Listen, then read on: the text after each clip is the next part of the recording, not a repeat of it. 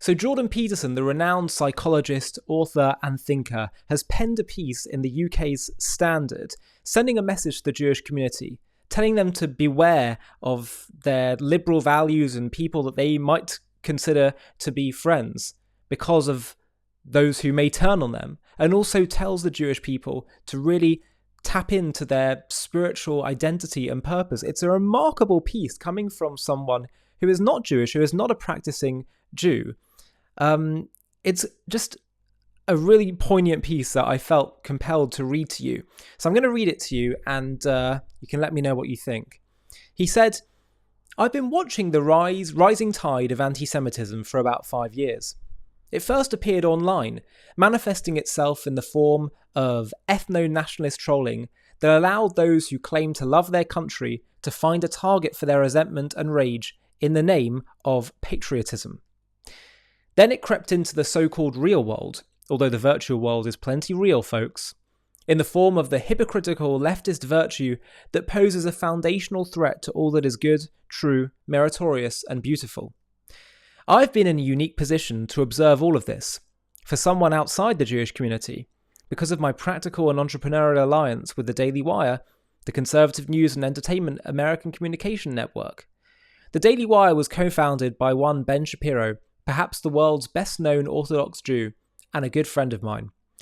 Because of this, the anti-Semitic online trolls, particularly on the right, had plenty to say about me, about my subordination to the diktats of Israel, and about the hypothetical impossibility of me ever saying anything negative about the Jewish enterprise.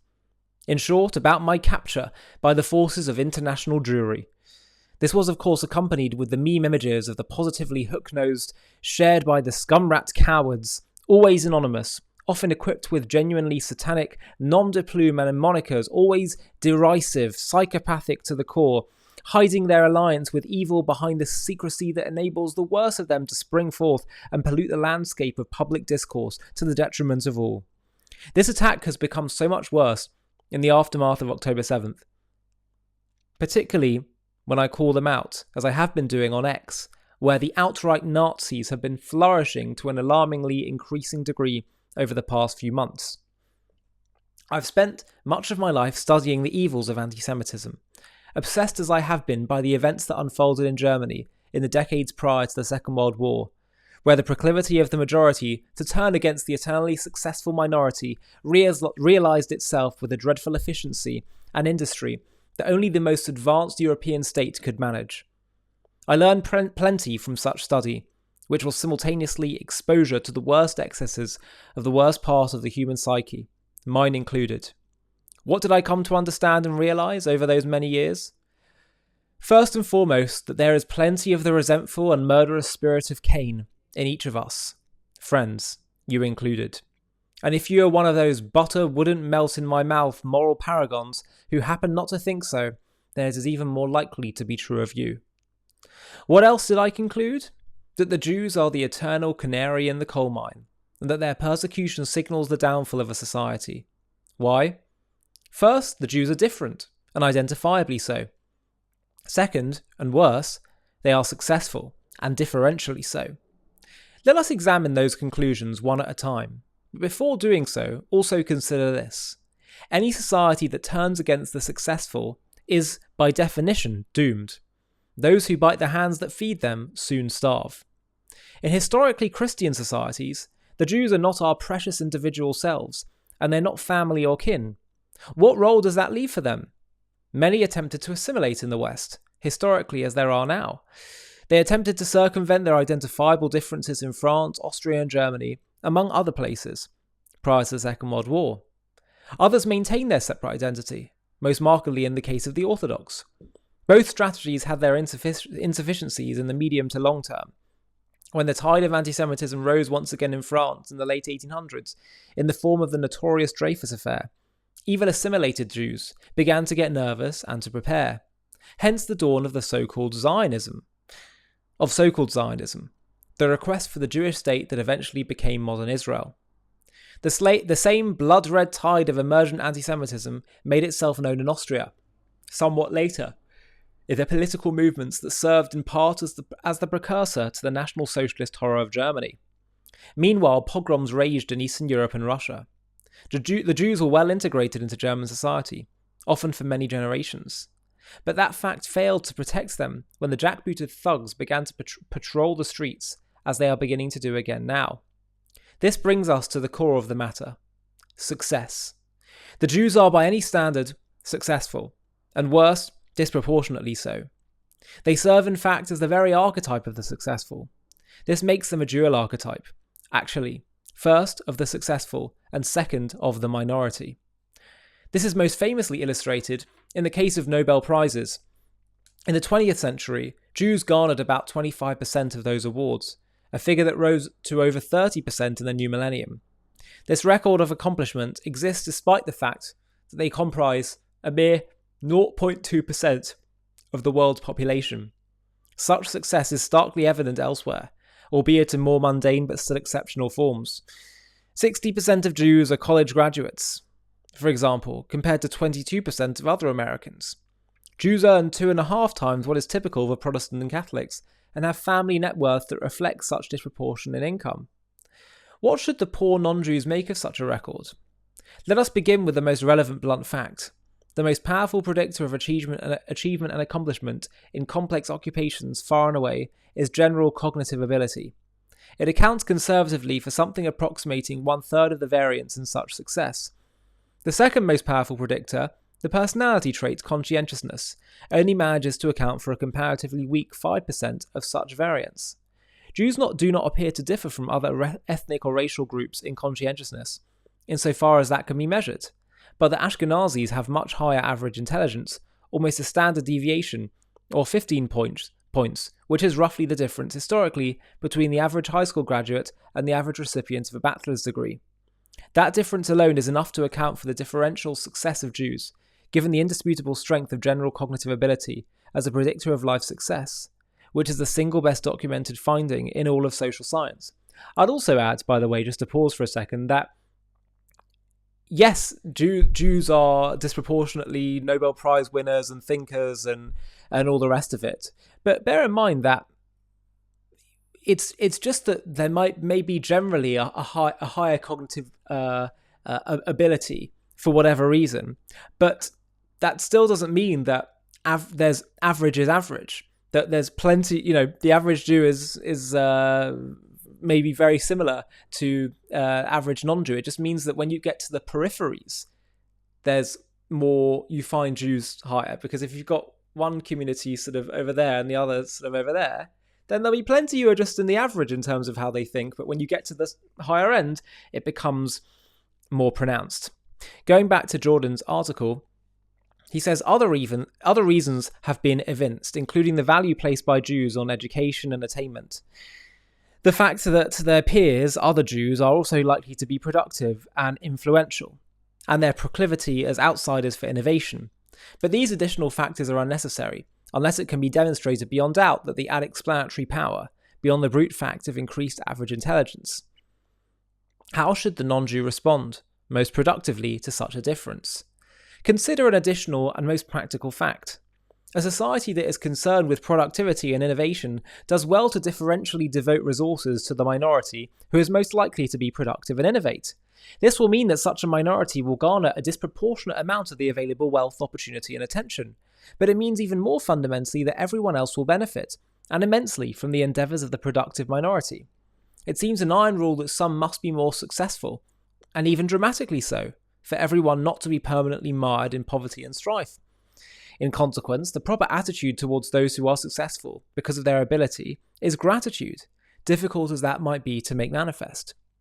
There is another perspective, however, that can be adopted toward the productive, innovative, and successful other than the grateful, practical and meritocratic, one that requires less moral effort and offers a certain degree of immediate pathological gratification. It is characterized by an overwhelming resentment and envy, and second by the turning of destructive impulses toward the productive and innovative minority. What might be the leitmotif of those who hate the successful? Property as theft is a cliché word considering in that regard. Terrible as such a sentiment is in its motivations and consequences, it is insufficient to summarize the state of the modern world and its gathering resentiment. We have moved way past such merely Marxist niceties. The postmodernist deconstructionists have multiplied the dimensions of comparative oppression far beyond the merely economic. You can now be oppressed or oppress on innumerable grounds, including all those that mark any form of group identity: sex, race, ethnicity, age, appearance, physical ability, and attractiveness included. We have perfected a veritable cognitive technology of victimization, devoting much of the resources of the benighted universities, for example, to elaborating that deadly game. What are its basic rules? Assume the starkest of dichotomies between oppressor and oppressed, victimizer and victim. Endlessly multiply the dimensions of oppression. Employ the victim-victimizer narrative simultaneously to explain and undermine all forms of social enterprise: marriage, family, community, business, state, and nation. What is the benefit psychologically and socially? First, all need for the difficulties of investigation and thought evaporates. When it's all oppression and oppressed, everything has been explained. There is no need for further or indeed any effort in economics, sociology, political science, or politics, even for psychology. All mysteries are solved in relationship to situation and causality. There are those on the top. They have stolen all they have from those on the bottom.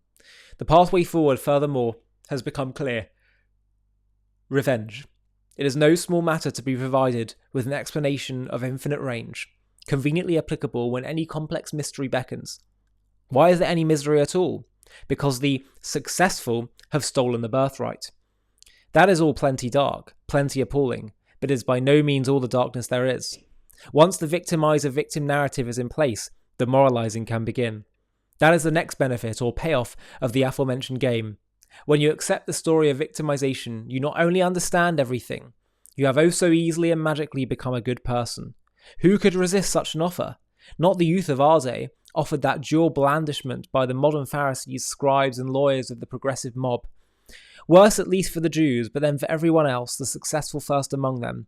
If the fact of disproportionate representation is accepted as evidence for the existence of corrupt machination, then the Jews are the most corrupted. This is exactly what makes the chosen people canaries in the coal mine. Jews are the eternally successful minority. Thus, any society that no longer welcomes its Jews is already 80% of the way to persecuting anyone who is successful. And now, something for the Jewish community itself to consider, and as deeply as necessary. The Old Testament corpus itself.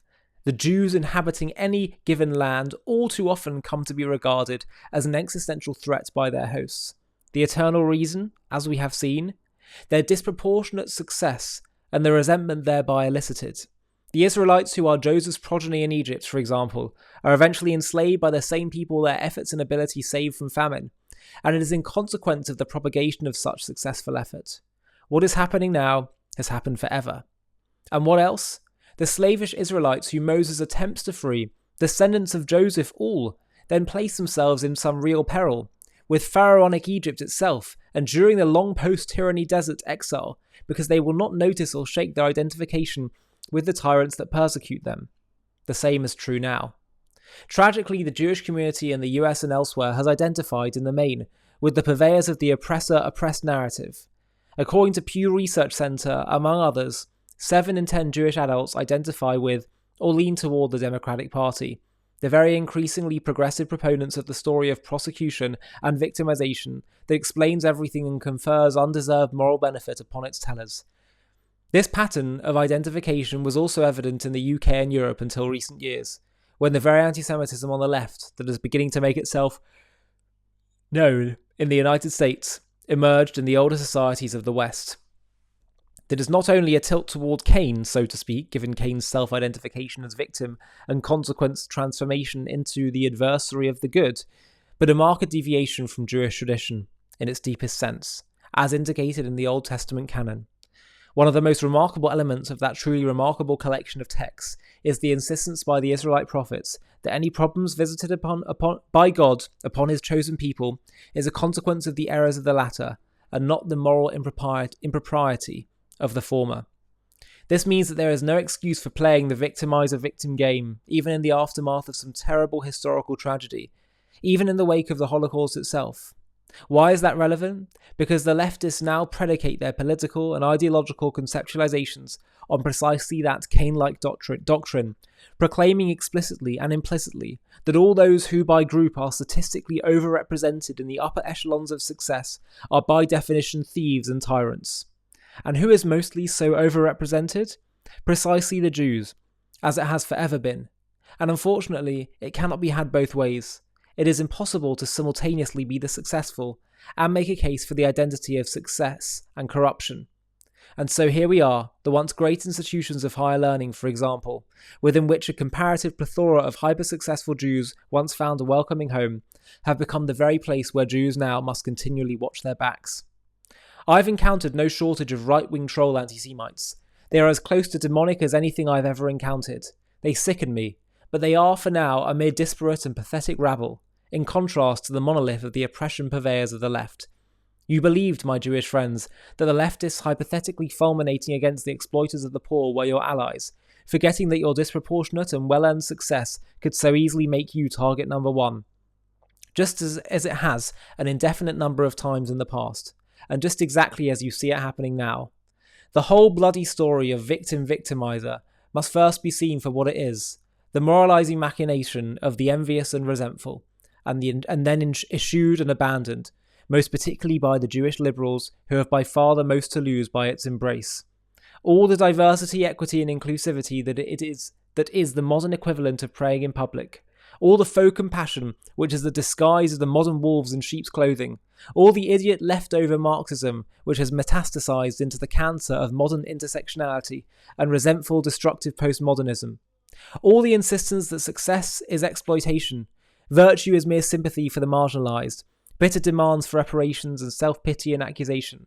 This will take a lot of incision, much of it personal and painful, but if any of the evil seed remains, the evil fruit will reappear.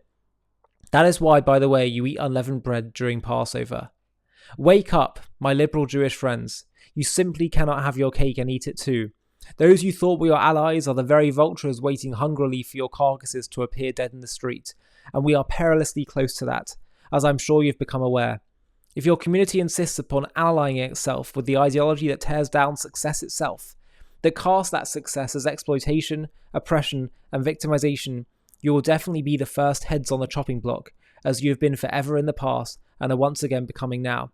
So interesting, I'll just pause again because when I interviewed David Bernstein, who wrote the book Woke Anti-Semitism, I was asking him about whether Jews and Israel supporters should try and play this victim-victimizer game. Should we try and explain why Israel actually is a victim? And he said, no, be careful to go down that route. Because life is not so simple as whoever has less power is therefore more virtuous. It's such a dangerous game to play. Right now, Hamas has less power than Israel. Are Hamas more virtuous? He said, very, very dangerous. Instead, that whole moral paradigm needs to be broken. Jordan concludes, he says, if your success is deserved, so is success itself. In consequence, the narrative of the vengeful victim must be shown for what it is, the battle cry of the resentful against the honest, productive and generous. You, my Jewish friends, the chosen people of God, are the archetypes of that latter category, first and foremost, just as it's always been, for better and for worse. Do not therefore play the victim-victimizer game. You will inevitably end up construed as the latter, and living as the former. Wow. Powerful stuff. Now, one thing I would actually add in what he said, or perhaps slightly amend, is that he was saying that it is success itself that they resent. I definitely think a lot of anti-Semitism comes down to resentment. It comes down to maybe a jealousy and envy, all that kind of thing. But bear in mind that there's been many times in history when Jews have not been disproportionately successful. They've actually been disproportionately poverty-stricken. Look at the Jews in the Pale of Settlement in Russia, and yet we saw the pogroms of Eastern Europe and the massacres. Were they envious of Jewish success there? No. But they were envious, perhaps. They were jealous. They were deeply bothered by the Jews, by something. And I think actually it gets a little bit deeper than what Jordan is saying. It's not just success, because Israel succeeds despite the odds, despite having her hands tied behind her back. And that shows something deeper than just people who have succeeded. That number one shows a real moral clarity, a real moral determination of a people that refuse to be defined by their victimhood, that refuse to wallow in intergenerational trauma, so-called. That shows a kind of a moral virtue that the Jewish people have. And as Jordan touched on at the end, and amazing to hear this from a non-Jewish academic psychologist, he calls the Jewish people the chosen people of God. And actually it is that. It is the Jewish people being that voice of God to the world, that voice of moral conscience, that voice of the kind of vision that the God of Israel wishes the whole world to be permeated with.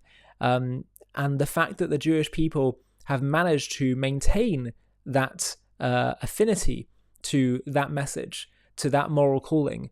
And they've managed to do that despite having so much difficulty, despite being few in number, scattered all over the world, intensely persecuted, and really having a very challenging history. The fact that they've come through, that actually reveals something even more powerful. This is not material success. This is moral success, and it's moral reality being exposed to the world through the Jewish people's story. And I think that actually gets to the heart of what bothers the anti-Semites. In fact, the Talmud itself tells us that the root of anti-Semitism is Mount Sinai. They say that the sinah, the hatred of the nations, comes from Sinai. It's like a play on words. That moment where the Jewish people were given the Ten Commandments, they were given the Torah, they were given that job, that mission to reveal godliness and God's values and his desire and his vision for the world to the whole world, and to live that out and to set that by example. It was at that moment that suddenly anti-Semitism became a driving force, an opposing, deeper spiritual subconscious force that wants to push back at God's chosen people, that says God's chosen people do not belong on earth, they belong in heaven. Get out of earth. They don't even have the right to one sliver of land. They can't live in our lands, and they can't go back to their own land. And part of what, as I say, the Jewish people have shown is that resilience, is that commitment to that. And yes, there are some Jews who inevitably, after thousands of years of exile, are not so literate and not so connected as they may once have been hundreds of years ago. And that's a natural result of exile, of God hiding his face from us. But what Jordan is right about is that what drives anti-Semitism, it seems, is really a resentment to who the Jewish people really are. You know, there are other minorities that also succeed, despite being few in number. It's more the fact that the Jewish people have done this despite so many odds against them, despite not just being few in number, but being constantly targeted for persecution throughout their history.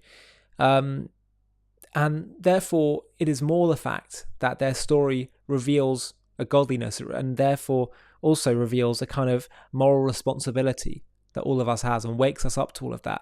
The greatest anti-Semite of all, Hitler himself, certainly of the modern era, he said this very clearly. He said in a conversation with Hermann Rauschning, he said, the Jews inflicted two wounds on humanity, circumcision on the body and conscience on the soul. And I'm freeing man from the shackles of conscience and morality. That's what he wanted. That's why he hated the Jews so much, because he understood who they really were, perhaps more so than many Jews do. That's what anti-Semitism ultimately is. And Jordan is certainly getting close to understanding it. And it's a great article that he wrote. I think, as I said, it does require a few amendments and going deeper, because Jews haven't always been disproportionately successful. And as I say, the average Jew will be very similar to the average non-Jew as well. But it's more just that within our community, there's no doubt we do have a deep sense of determination to not just succeed and make a difference, but also not let the things that are happening to us define us. Israel is the very epitome of resilience against all the odds, not just in prior times or during our founding, but through every step of the way, including and especially today. The kind of resilience and unity and uplift that we're seeing in Israel right now, you'd be hard-pressed to find it in many other places that are experiencing such existential challenge. So I think that really gets to the very root of what makes the Jewish people so remarkable, so loved, and so hated by others. If you've made it so far in this video, I have a request for you. JTV has been having a really big impact in spreading the truth about Israel and creating positive associations with the Jewish people, Judaism, and Israel. We've really grown a lot, particularly in the last year, and we're having a really significant impact, both for Jews and non-Jews. But I really want to take JTV to the next level so we can start to compete with the other big online media beasts that are often peddling anti-Israel content. And the way we're going to do that is to scale even faster. So I'd love to build a team where we have other presenters doing shows like me. Let's start doing documentaries, supplementary content, animated content, etc., etc. And to do that, I'd like to build a bit of a team. So what we're going to do is we're going to do one fundraising day, just one, where we try and build up some funding in order to fund such a team. Now, to do that, it's going to obviously require people to get involved. And I'm wondering if you would consider, if you're watching JTV content and appreciate what we do and want to help partner with us in taking this to the next level and spreading the truth farther and wider than ever before, I wonder if you'd consider partnering with us simply by running a mini page on the fundraiser that we do, where you just reach out to your contacts on that day that we choose to fundraise and see if they'll all chip in. If you'd be up for doing that, of which I would be so grateful, then please click on the Google form link in the video description of this video, where you can simply just put in a few contact details. It'll be a very small commitment, as I say, literally just one day that we'll all agree upon as a collective community. But the impact is going to be so big. There's such strength in numbers. If we all pull together and do this, we can take this to the next level. And as I say, all of us can partner together in bringing and spreading the truth to the whole world. So please do consider clicking on that link, filling in the form, and I'll be in touch very soon to talk about the next steps. Small commitment, but a big impact. Hi, thank you so much for watching. To watch another one, click here. To stay up to date with all our content, click here to subscribe. And if you're able to, you can help support JTV to grow and grow by clicking join below this video, where you can become a member and get perks including early access to videos and private live discussions with me. But most of all, you'll be partnering with us on our mission to change the world.